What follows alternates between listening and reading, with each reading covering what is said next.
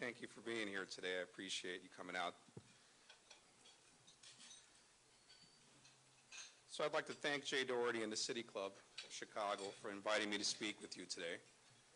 Because City Club members are always very well informed on public issues and deeply engaged in civic affairs, an invitation with this audience is always an honor.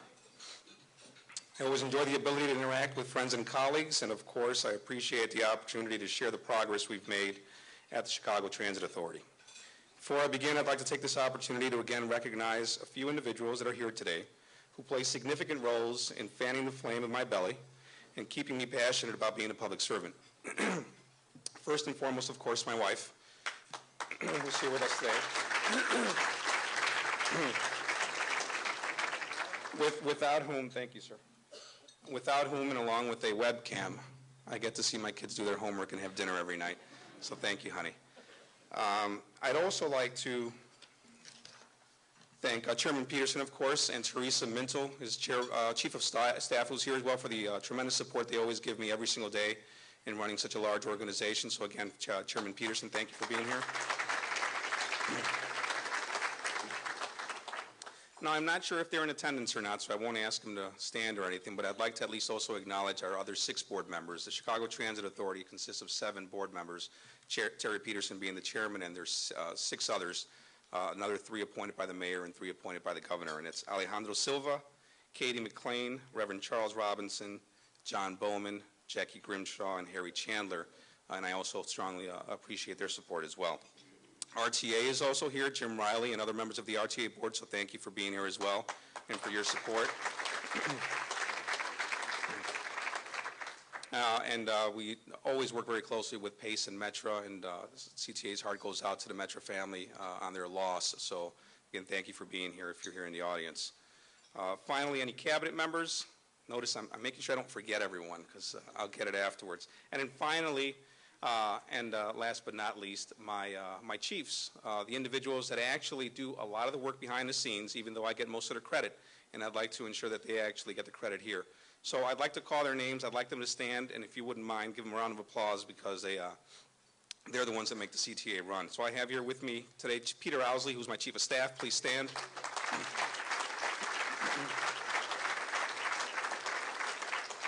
Amy Cavallan, who's the Chief of Safety and Security in our compliance section.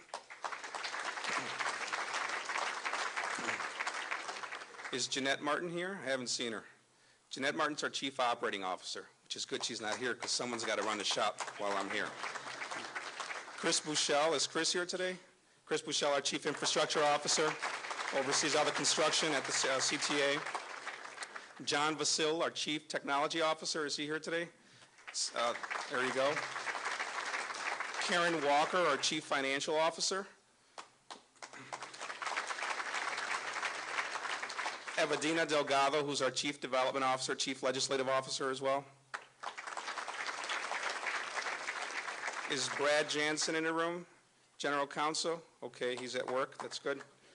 Dennis Mondero, Chief Administrative Officer. And then I said last but not least, but also Noelle Gaffney, who's our press person, and her team who are here, who have put together this wonderful presentation, have created my statement along with smiley faces when I'm supposed to smile. So I'll do my best to follow their rules.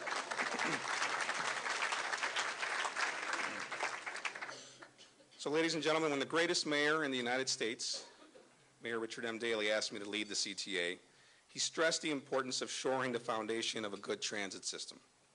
The mayor said, customers deserve service that is safe, clean, on time, courteous, and efficient, period. In my 14 months at the helm, we've tried to focus on these simple yet substantial goals, and we've done so against the backdrop of serious financial challenges.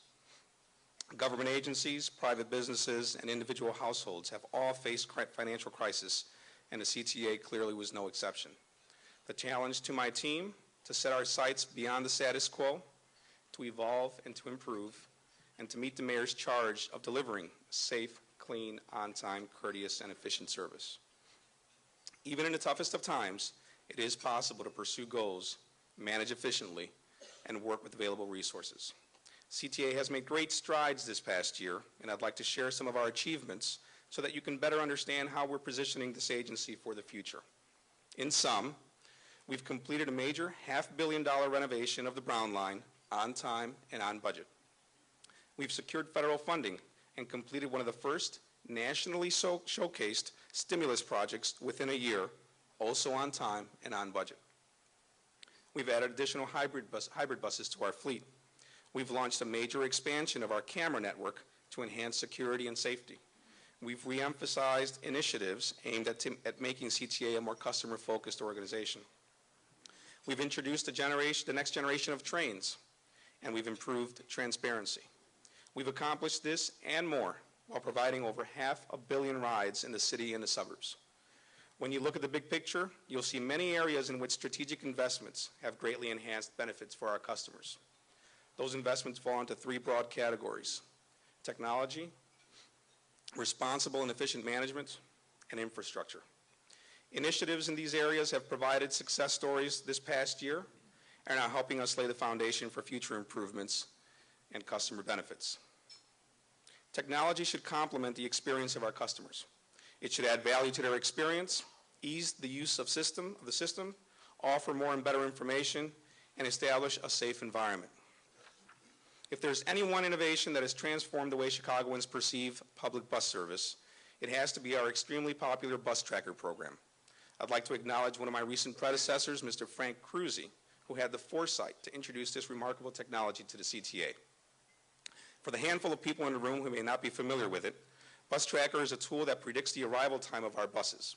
This information is available on our website, cell phones, or web-enabled device. It takes the guesswork out of bus travel. You can check to see when the next bus is due and plan your departure accordingly. In fact, I encourage you, on your way out, to view when the next bus is arriving so you can ride the bus back to the office. They're actually out in the lobby, so you'll see them out there, the screens. In addition to convenience, it adds a level of safety by minimizing the wait time for those traveling outside of their routine, either late at night or on those dreaded winter days when temperatures are below zero. How popular is Bus Tracker? A 2009 analysis of top Chicago searches on Google found that Bus Tracker was the second most searched item by Chicagoans. Perhaps even more impressive is that same survey indicated that the term CTA Bus Tracker was ranked as the 5th fastest rising search term in the United States via Google mobile search. As such, CTA remains the country's largest resource for real-time public service data. In December, we launched a new tool in the CTA Bus Tracker suite, two-way text messaging.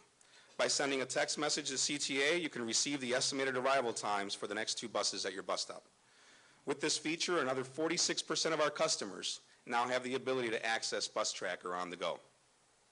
Bus Tracker also drove another innovation this year, the creation of a developer center on our website to simplify the process of acquiring service data. We've learned that there are lots of tech-savvy people out there who want to take our data and, just for the fun of it, create new and useful applications. They're fast, they're innovative, and they're saving the CTA the time and money of having to do it ourselves so that we can concentrate on our core competency of transporting our customers. The data our systems generate can be extended and applied in ways that are beyond the CTA's means and resources. The results are exciting, and the possibilities almost limitless. The enthusiasm surrounding Bus Tracker has spilled over to our rail customers as well, who have been eagerly awaiting a similar program that could provide train travel arrival times. We've begun a pilot at about a dozen stations to test Train Tracker and plan to extend to more stations later this year. Technology is making it easier for us to provide all types of information to our customers in a more efficient and accurate manner. Currently, we advise rail customers when elevators are out of service via ultra-low-tech methods, including erasable whiteboards located near the turnstiles at our train stations. How classy is that? Keeping these message boards current is labor-intensive, difficult to manage, and extremely unreliable. This obviously creates problems for riders with disabilities who are in mid-commute and need use of the elevator to leave the station. Accessibility relies on working equipment, and there are times, either due to breakdowns or routine servicing, when our elevators are reasonably not available to use. To improve this communication and consistent with our ongoing commitment to improve accessibility throughout our entire system, we're installing LED displays above the turnstiles to alert incoming customers about elevators that are out of service. That way, customers have an opportunity to make adjustments or alternate travel plans should an elevator they need to access be out of service at a different station. This small, yet significant communication modification, along with having 60% of our rail stations fully accessible and a bus fleet that is 100% accessible, is only the beginning, with more on the way. Other information sharing initiatives we expect to begin testing later this year are new CTA bus tracker displays at a set number of bus shelters throughout the city. The CTA, along with the City of Chicago and JC have spent recent months devising a plan to begin installing and testing the use of LED displays at a selection of bus shelters. Bus shelters are actually not under the control of the CTA. They are on the public way, and JC is the city contractor that owns and maintains them. We're pleased to have been able to forge a partnership with them to bring information directly to our bus shelters. For our rail customers, we're planning a pilot using on-demand information kiosks at rail stations. Each kiosk will be interactive and will feature CTA service information such as schedules, timetables, maps, elevators, elevator status, bus tracker, as well as Explore Chicago neighborhood information and alerts. We also plan to provide customers with the opportunity to use the kiosks to give us immediate feedback on their experience. Having useful information at the bus stop and train station makes it that much more convenient for our riders, and we hope we keep bringing them back for more. Technology is also transforming the way in which we secure our system. A safe environment is a welcoming one. Over the last decade, the CTA has been investing in surveillance cameras across our system to not only help deter crimes, but also to improve safety and help reduce costs. In an effort to combat graffiti and etching on bus windows, the CTA began installing cameras on buses a decade ago. They deter vandalism, and they have proven to be effective in helping police identify and apprehend offenders. Cameras are also a valuable tool from a management standpoint. For many years, there was an unfortunate likelihood that after a fender bender with 5 people on the bus, 25 people would claim injury. Surprisingly, there are still some people who haven't yet made the connection that with cameras, we can check to see if you actually were on the bus. So cameras have clearly helped us curtail incidents of false claims against the CTA, saving us countless hours, tons of laugh when we view the videos, and millions on such claims when people are not there when they say they're supposed to be there. They also aid in investigating complaints. If a customer reports a disagreement with the operator, we can see for ourselves what happened. They've provided proof to support customer complaints, but they've also cleared operators who have been falsely accused. Currently, in each bus of our fleet is equipped with anywhere from 4 to 10 cameras. The newest buses offer the most coverage. They feature forward-facing cameras that look out the front windshield, rear-facing cameras mounted above the front door and also above the rear doors on the articulated buses, which record images as people board, and 5 to 7 cameras viewing the interior of the bus. A current priority project is to equip every single rail station with multiple cameras. Now, we have a total of 144 stations. This will be accomplished by the end of this year, and it's made possible by funding from the Department of Homeland Security. We'll reach a milestone toward that goal later this month by having 1 or more cameras at each station, including high-definition cameras capable of zooming in and capturing facial features or details of an object. The quality of the images is really remarkable and a great advance over the grainy images of first-generation security cameras. Each camera provides an extra set of eyes for not only the CTA, but also for the city's Office of Emergency Management and Communications, the police, and the fire departments. In the event of an emergency, each agency will have access to the camera feeds and see what is happening and what is needed to assist in their response. The cameras are also valuable to police in conducting investigations, as they have the ability to capture footage not just from the CTA station houses and platforms, but the immediate surrounding areas as well. There's a video behind me. Our most recent technology-related achievement is our new rail cars, which are currently being tested on the Green Line. They're replacing rail cars in our fleet that are more than 40 years old. Now, if any of you in the audience today are still driving a 40-year-old vehicle, God bless you, because you're probably the few that can really understand why we're so excited about having new rail cars, regardless of which way the seats are facing. Consistent with our bus fleet and stations, Each new rail car will be equipped with 7 networked security cameras. But cameras are not the only new features that we have. The test cars also include glow-in-the-dark strips on car floors that outline aisles and doorways, and similar decals and signage to display emergency instructions. They also feature an event recorder system similar to a black box on an airplane and sensitive door sensors that detect obstructions better than CTA's current rail fleet. There are also several safety features that are not on the test rail cars but will be included on the final order, including the ability for the rail operator to view the interior of each rail car and speak to the customers in that rail car via intercom. The Chicago Police Department will have remote video surveillance access, and the CTA's control center will be able to make emergency announcements and send text messages to the LED signs inside the trains.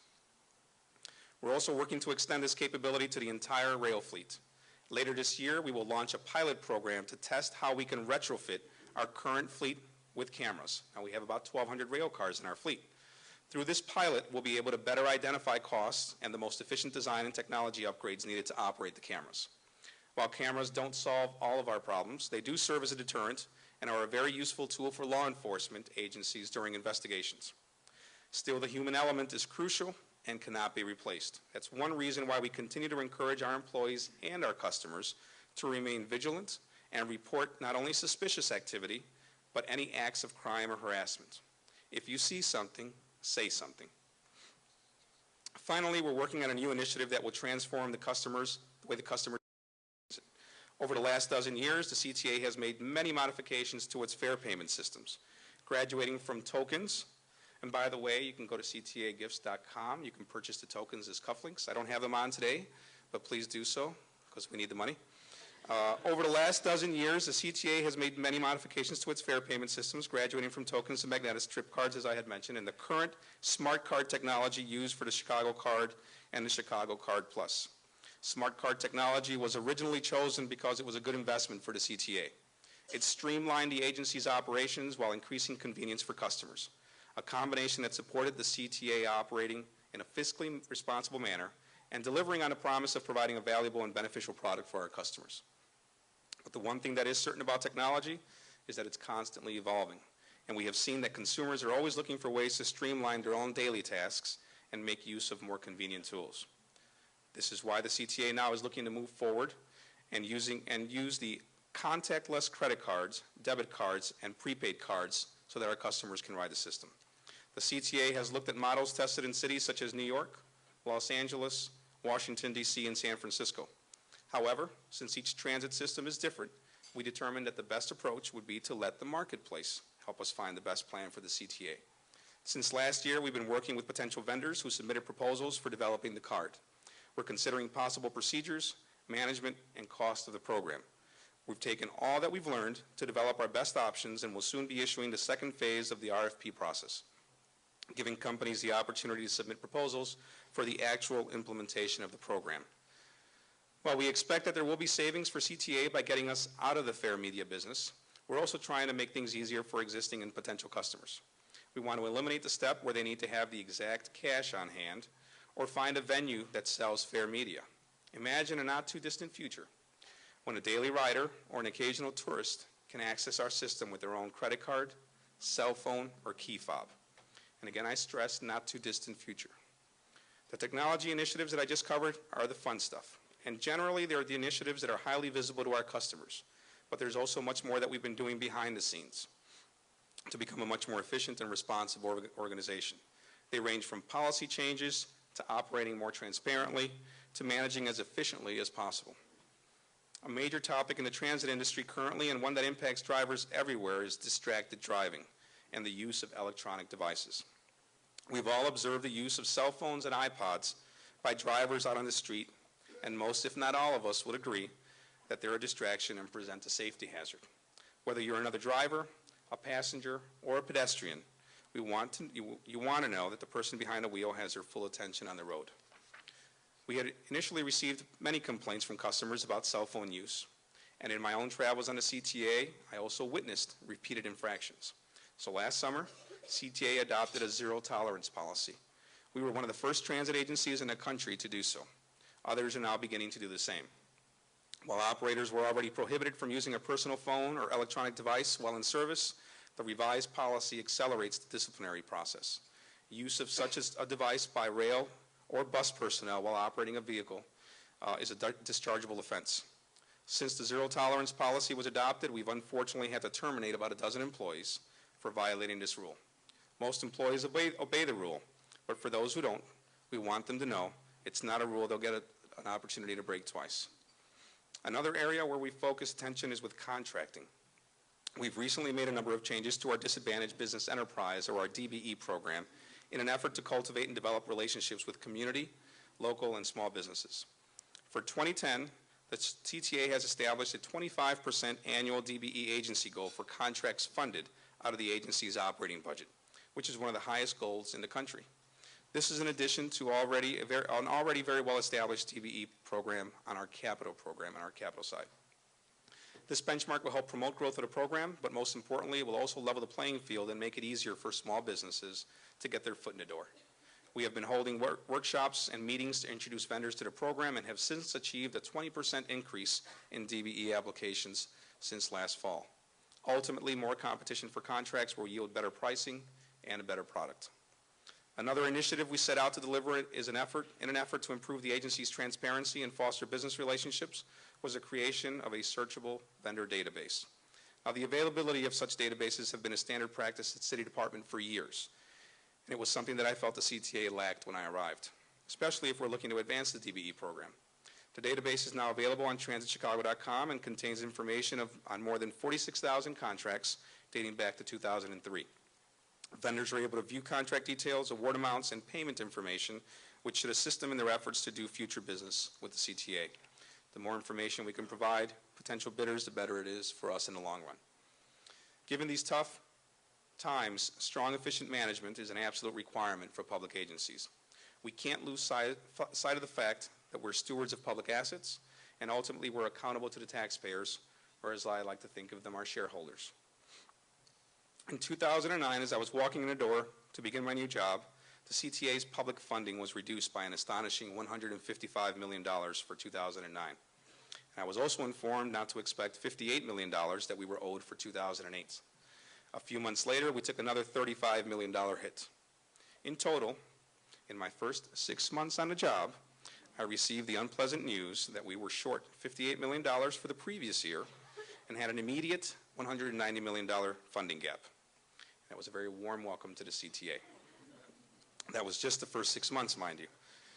Unfortunately, it only got worse. The revenue sources that provide most of our public funding, sales and real estate taxes, are very sensitive to the economy.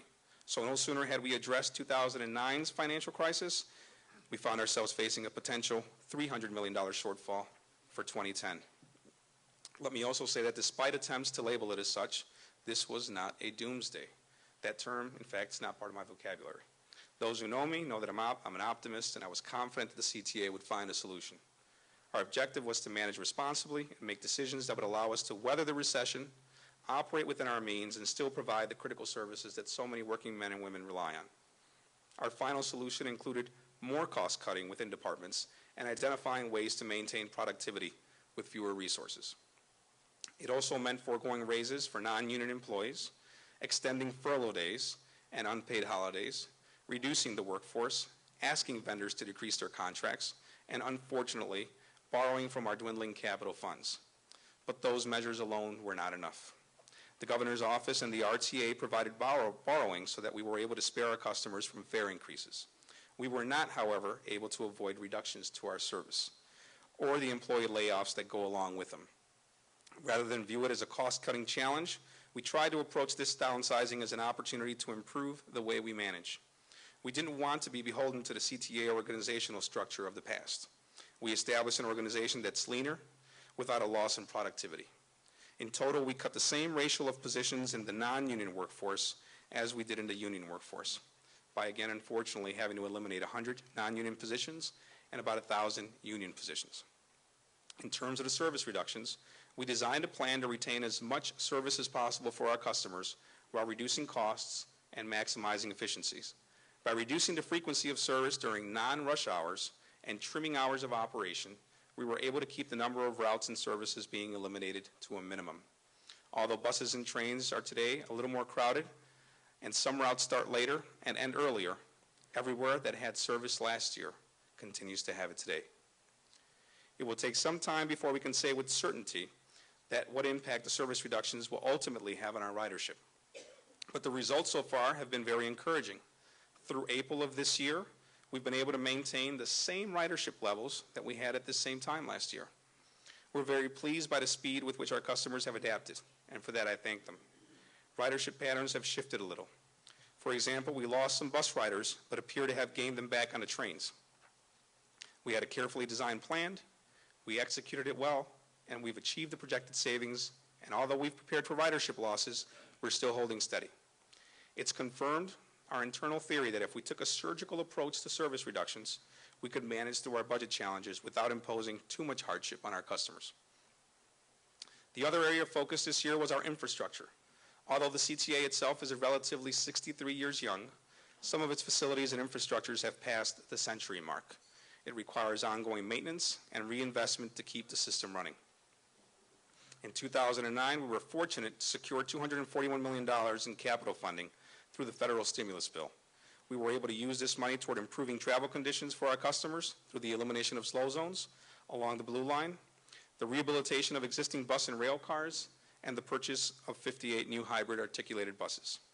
Now with 228 hybrid buses, about 13% of our fleet is hybrid.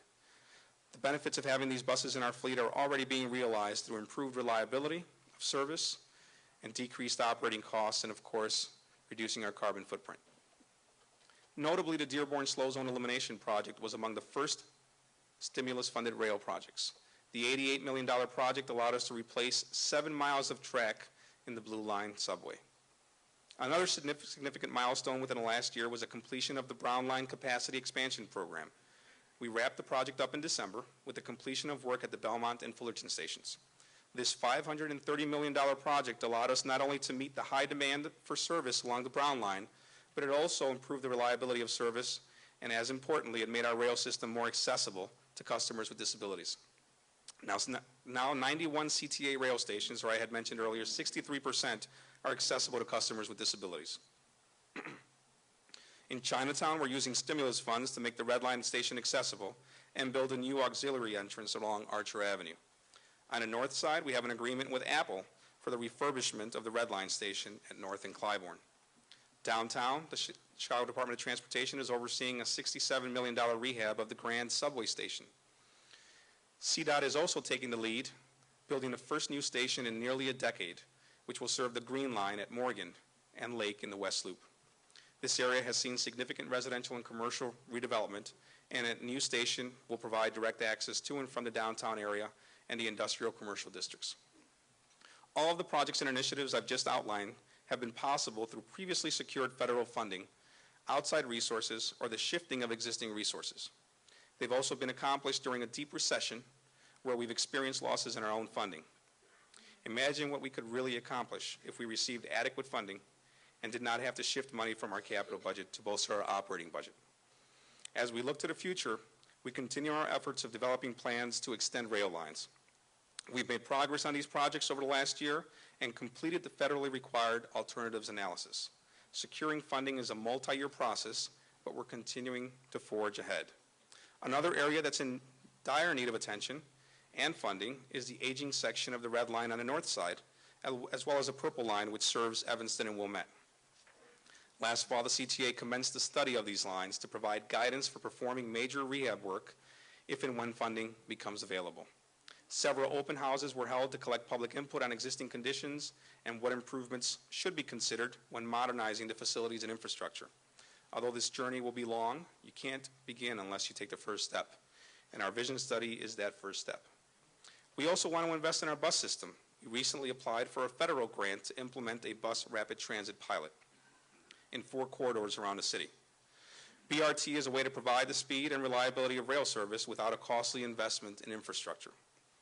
Despite our desire to enhance and expand our service, there is much that we need to do to maintain and restore our existing system. CTA has identified nearly $10 billion in necessary capital improvements, Again, I stress that's 10 billion with a B. Let me be clear that this is not a wish list. This is work that needs to be performed so that the system that exists today doesn't fall into a state of disrepair. We've identified about $3 billion in funding toward these projects over the course of the next 5 years, but we're still in desperate need of $7 billion more. In these economic times, the competition for capital funds has only become more intense. We realize that the state is in a dire financial situation. The prospects are a little more promising at the federal level, and we're continuing to work in Washington and with other transit agencies to push hard on transit needs for the reauthorization of the Federal Surface Transportation Bill. There are some opportunities. In a federal budget that grows by only 1% in 2011, the Obama administration has reordered priorities so that the Federal Transit Administration's State of Good Repair initiative will grow by 8%. That is funding that could be used by aging systems such as the CTA. It's the largest boost in federal formula funding for any federal transit program and is currently being reviewed by a House committee. Although the reauthorization presents opportunities, the reality is that we need a combined effort at the state and federal level to secure the funding that we require. And we're not alone. I was in Boston earlier this week, at a summit about the future of transit that included my counterparts from Philadelphia, Atlanta, Washington, and Boston, as well as business and civic leaders. Transit is one of the most effective economic engines for all of these metropolitan areas. But all of us are struggling, and although each system is unique, we have parallel problems. All of us are facing the pressure of aging systems and the safety and reliability issues that will manifest if we defer maintenance and reinvestment.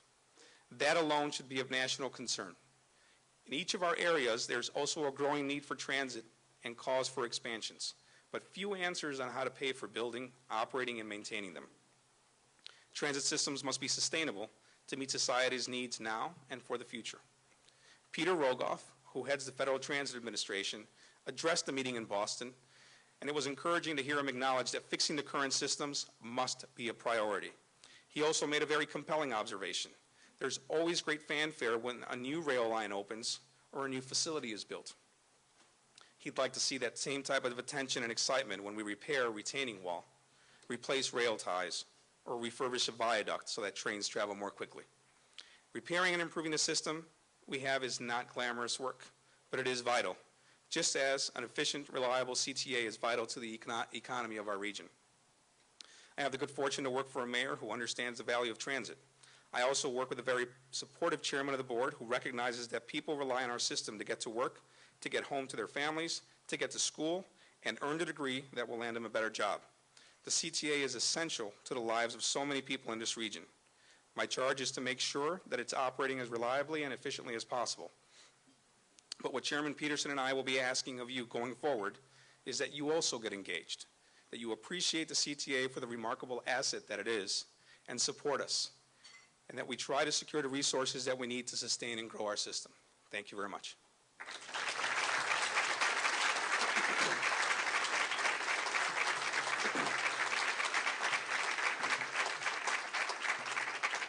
And I apologize for my clearing of my throat, but I blame my kids for that, so. Okay, you have some time for some questions, yes? Sure, absolutely. All right, everybody, please, City Club staffers will be coming around. Just raise your hands with your forms. And while that's happening, I'd like to remind you to take a look at upcoming programming, which is at your tables. Thank you, Jay.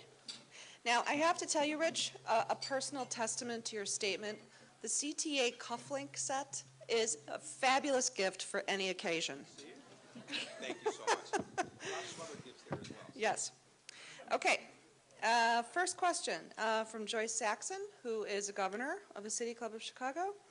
Can you comment on the North and Clybourne project, which you alluded to in your presentation? Do you anticipate more companies sponsoring stations like Clybourne and North with Apple? Thank you. Yes, that's a great question, and absolutely. I would love to see that throughout our entire system, and not just at rail stations, but who knows, maybe some of our garages or other assets that we own throughout the city, an opportunity for us to value these properties and their marketing opportunities so that companies such as Apple can come forward and with some type of agreement can help us and make the investment of a few $1 million to help us fix our stations. I think the North and Clybourne station is an excellent example of what could happen between a private-public partnership, which ultimately benefits our customers. So absolutely, I do see lots more of that coming, and we're working aggressively to try and get a better sense of what the value is to us so that we're not overpricing or underselling our assets. Not our assets, our space on our assets.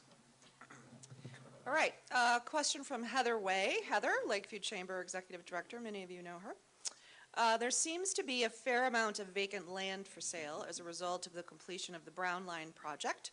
Parentheses, the new stations are wonderful. What is the plan for lots that won't sell? We have a plan for the land adjacent to the Paulina station if you need one. I welcome any and all ideas. Yes, some of these properties that we purchased to rehab the former Ravenswood line, the Brown line, we've taken a full lot. We've only needed about a third of it. There's 2/3 left. You really can't build anything residential on there or do anything. But there are opportunities. Transit-oriented developments is another big initiative, not just here in the city of Chicago, but again across our country with some of these older rail systems. Building denser communities around our rail stations and making them hubs in the community. So anyone interested in some of these properties that we have for sale, please reach out to us and let us know.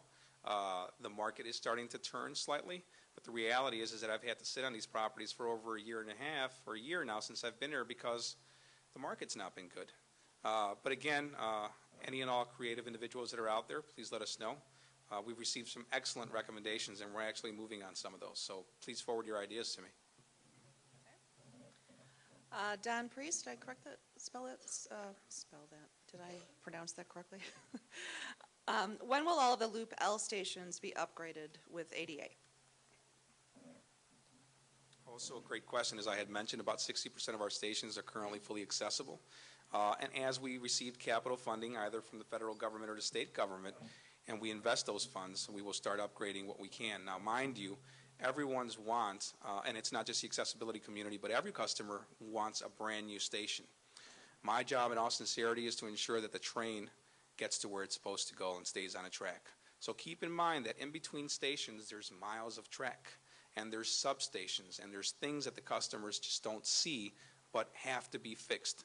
So our priority will be, as we receive funding, is to make sure that everything is steady and safe.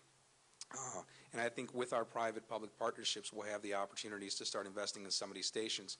Making a station fully accessible is not something that we spend just a few dollars on. It's a significant investment. We're completely committed to making every single station in our system accessible. But I think it'll take some time as we continue getting there. And as we negotiate with our private partners, is encouraging them to make that investment and be able to add an elevator and do the things that need to create the system, and widening some of our platforms. Some of our platforms are too narrow. So I'm fully committed to doing so, but it will take a massive investment. As I mentioned, we're $7 billion short of where I'd like to be. This from Jan Grayson. Why not take on the union to achieve more wage concessions? Did you guys not read the news? What do you mean not take on the unions? I respect my union colleagues. I think we've developed a good working relationship in spite of what you see in the press. And the reality is that times are very difficult right now. And I wish I had the monies to give everyone raises, and I wish I had monies to give everyone great pension programs and all the other benefits that CTA has for our employees, because they deserve it. But the reality is that these are different times. And we just can't keep operating the way we used to. We can't sustain an organization like that. No private company out there could last if they had all the perks that CTA has. Again, mind you, so in terms of taking on the unions, I don't see it as a taking on. 90% of my employees are union employees, and I cherish them because they're my employees. Some view them as union members, but they're my employees. They're individuals that make our customers' experiences. They can either make or break our customers' experiences every day.